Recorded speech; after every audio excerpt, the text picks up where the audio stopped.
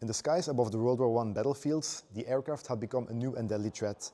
But how do you shoot down something that fast when your artillery was designed for the trenches? This is the story of the Rheinmetall Flakwagen, a horse-drawn anti-aircraft gun born from captured Russian artillery.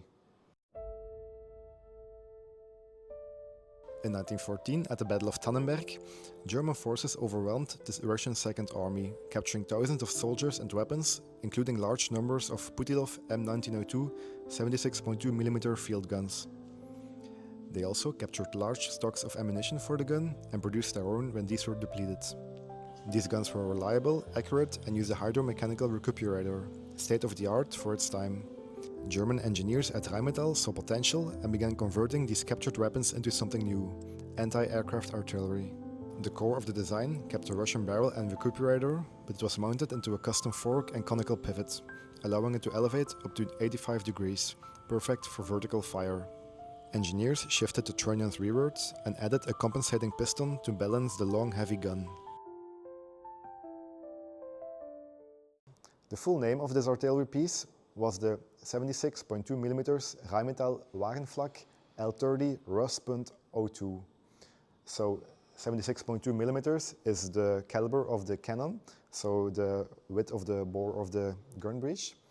Then Rheinmetall, who converted the Russian guns into this piece. Then the L30, L stands for length, and it means that the length of the cannon is 30 times the caliber, so 30 times 76.2mm, so that comes up to around a bit more than 2 meters.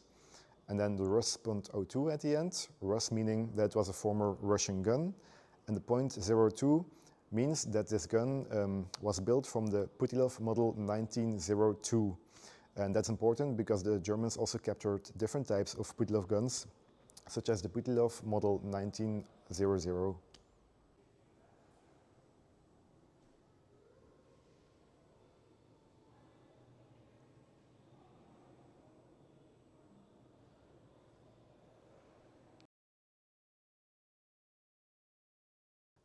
So the Putilov model 1902 gun here, it could turn 360 degrees in all directions, and it could elevate up to 85 degrees to fire at targets in the air. The caliber was 76.2mm and could fire around 12 rounds a minute to targets up to 5 kilometers high in the air. The carriage, it was drawn by horses, and to deploy it, it was quite slow. It had to be lowered to the ground. The rear wheels would be removed. These metal bars would be lowered to give the platform additional stability, and also two additional rails would be at the back to make sure the platform was steady on the ground.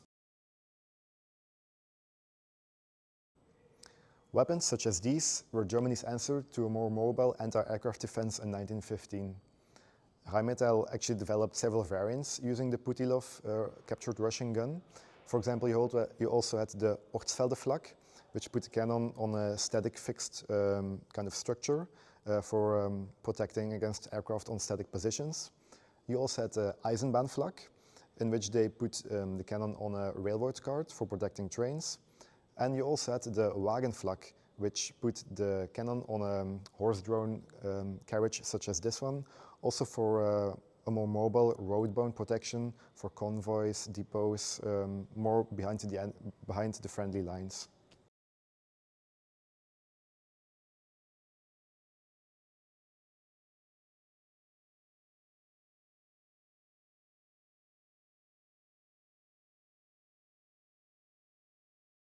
As you can see here, the gun is still in its original camouflage paint of 1919, the famous German Buntfarbenanstrich, which translates to colorful paint and was standardized in July of 1918.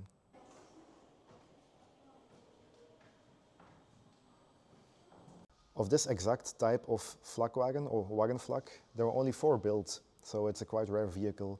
And of those 4 built, only this one remains to this day and can be found at the Royal Military Museum in Brussels. You might wonder how such a rare weapon can be found over here. That's because after the armistice of November 11th, 1918, the German army formally had to hand over all of its equipment in good condition to the Allies at that time. So it was all Their weapons, their machine guns, their artillery pieces were all collected, and many of these objects ended up in the collections of the Royal Military Museum here in Belgium. And that's also how this gun, which was probably left behind on Belgian territory, ended up in the museum.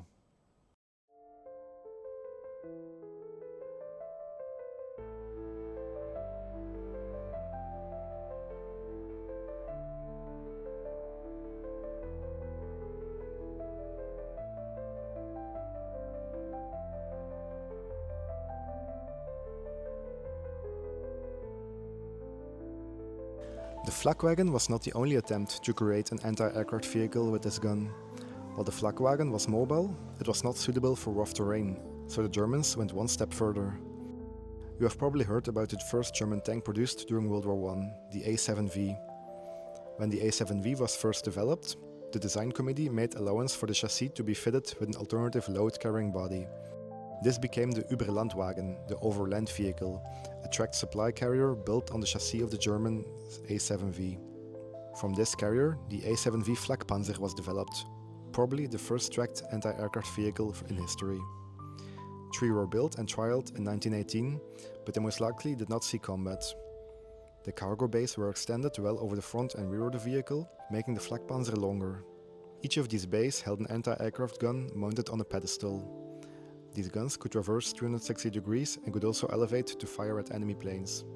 Armed with either dual Russian 76mm guns or one German 77mm gun, these experimental anti-aircraft vehicles may have never seen combat, but they paved the way for future self-propelled anti-aircraft systems.